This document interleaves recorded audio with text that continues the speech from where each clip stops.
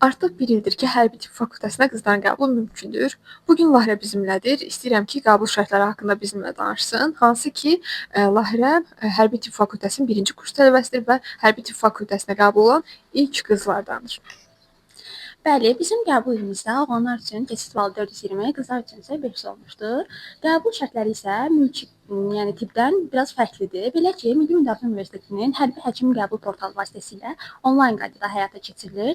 Daha sonra isə hərbi həkim komissiyasına çağırılırsınız. Ünvan və saat barədə ya sizin şəxsi kabinetinizə məlumat göndərilir, ya da SMS və ya da zəng vasitəsilə bildirilir. Bir də bu qeydiyyat müddəti təhsil müəssisələrinə qəbul üçün qeydiyyat bütün ixtisas qruplarının nəsilləri elan olunanadək uzadılmışdır. Və qəbul şərtlərini burada bir yerlərə şəklini qoyacağam.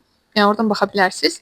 Bir də bir mövzuya aydınlıq gətirmək istəyirəm ki, hamı üçün bu mövzu maraqlıdır. Mən müalicə fakültəsində təhsil alıram, Lahirə isə hərbi tibb fakültəsində təhsil alır və ikimiz də eyni tibb universitetinin binasında təhsil alırıq və bizim təhsilimiz haqqında heç bir fərq yoxdur.